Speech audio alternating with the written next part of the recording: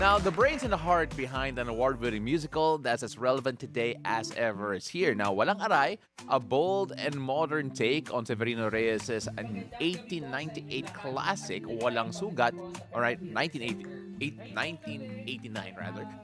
Walang Sugat slashes through social norms with wit, energy, and a whole lot of heart. This groundbreaking production that dares to imagine a world beyond binaries runs until October 12 at the PETA Theater Center. Now, joining us here on the Hangout, Director Ian Segarra and breakout star Rendell Sanchez.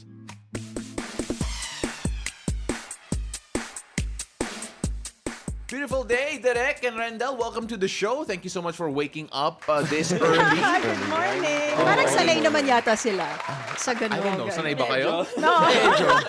Pwede na. Okay, so first of all, third successful run so far. You've been running for 2 weeks. Walang Aray is running sa PETA Theater Center. Let's talk first to Derek because this is the third run in 2 years. Yes. And yet, here you are, still as successful. It feels like it's getting better each and every time. Unang-una, when you first did this, because you were part of the first one, did you imagine na magkaka-third run kayo? Hindi namin na-imagine na kasi noong time na yun, we were just really enjoying the moment of performing it. We've had really good feedback last time. And then we thought about having a rerun pero it didn't manifest. Tas I think because we Walang Aray won awards during the recent last year's Gawad Buhay PhilStage Gawad Buhay Awards. And I think that's when PETA decided, okay, let's do a rerun. Because a lot of people are really asking for a rerun. Maraming mga tao na even after a year after we ran, may mga tao nagsasabi sa amin na they really like Walang Aray, nakikilala yung mga actors sa kanilang mga trabaho outside of PETA, nakikilala sila as their characters from the musical. So parang ganoon. This is a reimagining of the Zarzuela by Severino Reyes, Walang Sugat. And the critics now are describing this run as fiercer, sharper, and more inclusive. So how different is the 2025 version of Walang Aray? I think when we started thinking about doing the rerun, we went back to the script. Binalikan namin the script and the previous run. Binalikan namin, tinanong namin kung ano yung mga pwede pa namin i-highlight na mga ideas. Kasi most of the feedback ng audiences during that time was it was a really fun show. They had a good time at the theater. Pero dahil ang tagline namin ay tumindig at umibig, sabi namin, paano pa natin mas paiigtingin, i-highlight pa yung pagtindig, the idea of loving the country, loving, fighting for what you believe in, fighting what you stand for, parang ganyan. And then we went back to the script and then analyzed and reevaluated what worked and what did not work from the previous run. At dahil ito ay merong mga contemporary references, we also had to look at the current political, cultural, socio-economic landscape of the Philippines and see what can be put in the material. At ano yung pwede naming tanggalin from the previous run. Yeah, because PETA has always been known for that, trying, obviously addressing social issues, of course. And I can only imagine yung difficulty level niya. Considering one, musical nga siya. So there's obviously the musicality, there's obviously the story involved, tapos trying to, di naman adhere to, but rather address certain social challenges. And we piled all of that to a first-time performer here at Rendell. This is your first major role in theater. First of all, kamusta naman? Na-trauma ka na ba? No, not at all. But it is quite tiring because doing theater is very, very physical. But prior to that, parang PETA prepared us kasi we had like physical conditioning. Also, like I also personally took voice lessons just to make sure to use my instrument well and sustainably. Yeah, which is yourself. Yeah, yes. And PETA also has this care-based approach in taking care of the actors. So we're regularly being checked up on our like not only physical but also like emotional well-being. So it's no trauma at all. Like it's been nakakapagod, but it's a good kind of pagod kasi it's fun and you feel so alive. I mean, like, sorry, Anne, but then because this is your first time, nagulat ka ba sa amount of physical exertion actually involved? Because it is like I remember, well, when I used to teach it, one of the things that people had a hard time was actually supporting yung ribs mo habang kumakanta, habang gumagalaw. Yes. So how was that process for you? Yes, it is. It is quite surprising kasi people would have an idea na you just throw your lines, you just sing, but it's a lot of physical exertion kasi pag rehearsals, we rehearse like almost every day leading up to the shows, like 5 hours, and then you're standing on stage kasi you're blocking, you're doing Yeah, yeah. choreography. It's tiring, but again, it's very creatively fulfilling. Yes. Yeah. Congratulations, because yun nga, it's your professional theater debut, and you play Miguel. And Miguel is this rich and self-confident suitor of Julia. Is it Julia or Julia? Julia. Julia, there you Yes. go, the lead female character. How did you prepare particularly for this role? And do you find any similarities between you and Miguel, your character? Oh, okay. In terms of preparation, I think I had to, because I literally have a song entitled Borta.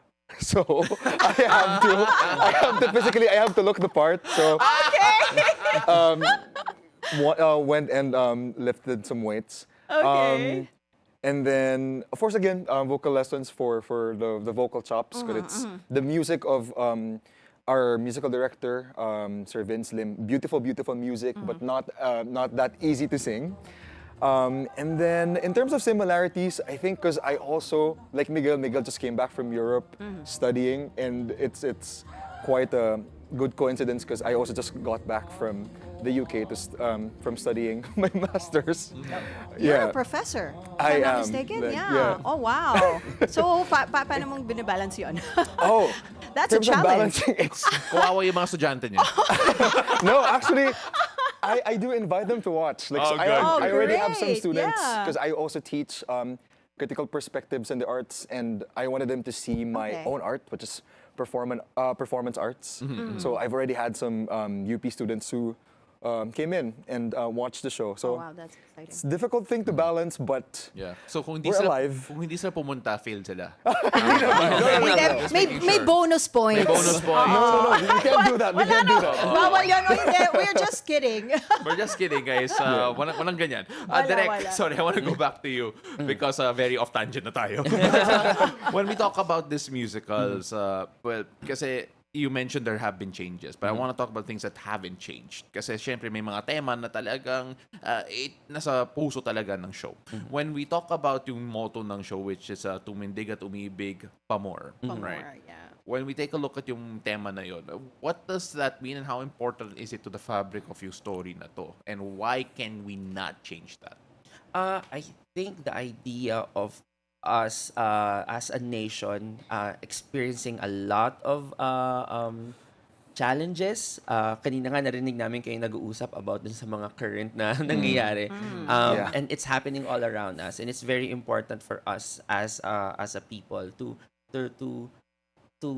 realize this and acknowledge it and stand for what we believe is right for us. Panindigan yung inyong pininiwalaan, panindigan yung mga mahal mo sa buhay, ang pagmamahal mo sa bayan. And I think as kami rin as theater artists, we use theater to show this love, yung pagmamahal namin sa ating bayan, sa ating kultura, sa ating lingwahe, sa ating sarili, sa ating craft, at using theater as a tool to make people realize and understand that this what's happening now also happened in the past, and it's up to us as a people to really stand and ipaglaban ng ating pinaniniwalaan. And I think that's central to the fabric of what we want to tell in Walang Aray. One of the current issues that people are talking about and talagang pinaglalaban natin up to this day is inclusivity and social acceptance. And the cast here is very inclusive. For instance, you have Lance Reblando, Yes. a trans woman who plays the female lead as Julia.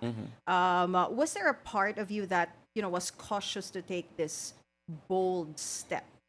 Considering also that, syempre, here in the Philippines, we're very conservative. We're a Catholic country. Well, pinag-usapan namin yan ng artistic team and with our artistic director. And I think for me personally, it's about time that we give them that space. Pero siguro for me, the very first ano to, tawag mo nun, determinant or for lack of a better term, for to get Lance as Julia is because I believe that she can do the role. So it's really a matter of if she can do the role or not. It's not about for me, I guess, hindi siya dahil it's a token na, oy, inclusive kami ha, ito, Yeah, ganyan. yeah. Hindi siya ganun eh. Okay. Parang, she's really skilled to do that. Parang, kasi nung in-audition namin siya, nung nag-uusap kami ng artistic team, if she can't do it, kasi ang daming requirements, ang daming demands vocally, and emotionally nung character na Julia eh. At kung sa tingin namin, hindi niya kayang gawin yon, hindi namin siya ipapasa. So it's really about if she can do it. So, pero it's, looking back now, siguro, it's really about giving them space. Kasi the Walang Aray story is all about owning that space in the society and believing what you want and what you love in life. And I think having Lance in this production also underlines that kind of idea in the show. I read a review on Walang Aray, and then it said nga there na the celebrity cast and the trans members of the cast, they were presented without fanfare. Talagang it's all about yung fit nila Yeah. sa role. Yes. At ano yun eh, napag-usapan din yun at sinabi talaga namin na it's really not about their gender identity. And Lance is a woman. Lance is a woman, Yes. so it's about time that she plays a woman role. Yeah. Diba? You know, what I love about this, you mentioned yung celebrity cast a while ago. And kasi Yeah. minsan nasisira yung fourth wall eh. Pagpasok ng mga ibang celebrities, sometimes people like, oh, ito yun. Like, it's not, it's a celebrity and not necessarily the character. Pero when you talk about yung challenge of actually representing that, of course, we're talking about itong si Miss Jolina Magdangal and of course, Segarra. Segarra, Both of yeah. them are icons in their own right. You know, you see them like, whoa! Right? So, direct, the challenge of that, kasi syempre you want to portray them as a character and rather than who they are. But in the previous runs, you also had celebrity Yes, we had KD cast Lex. members. Yes, KD, okay. I think it's very important for us, for these actors to understand their character very well. At matagal, mahabang usapan din yun with Ice. At si Ice maraming tanong actually. Of course. Kasi very- veterano na rin siya eh. True, Oh, true. that's true. Even Jolina. Yeah, I mean, of course, she, yes. I guess a major adjustment for Jolina is because she's so used to TV.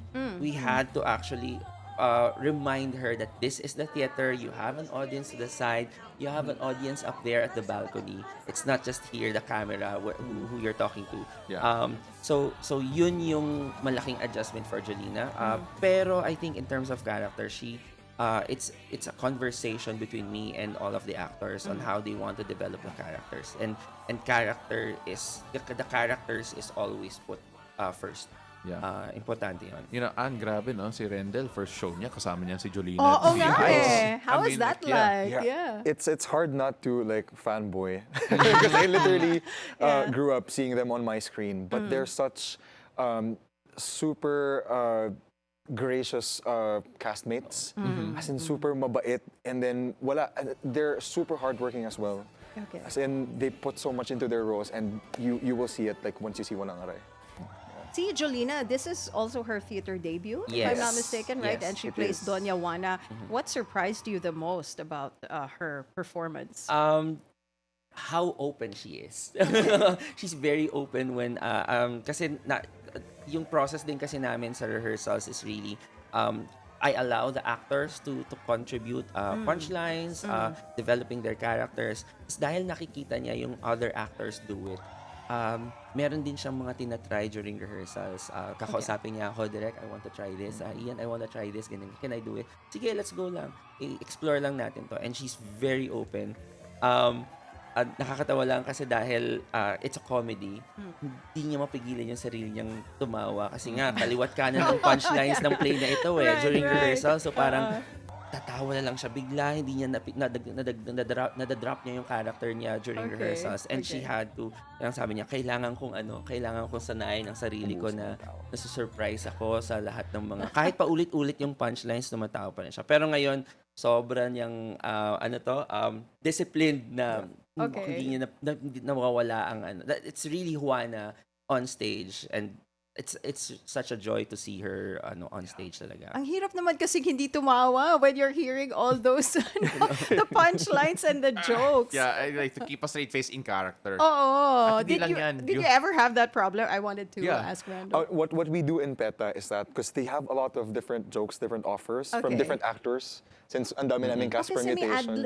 nag-adlibs pa. Yeah. Adlibs. But yung rule namin with Kuya Ian din, ubusin niyo yung tawa niyo sa rehearsals. Yes, Because yes. the audience members have to laugh, not Yeah, the yeah, cast. right. Yeah. And also course. one of our rules then ay kailangang ipagpaalam ang lahat ng jokes. Ah, Walang gulatan.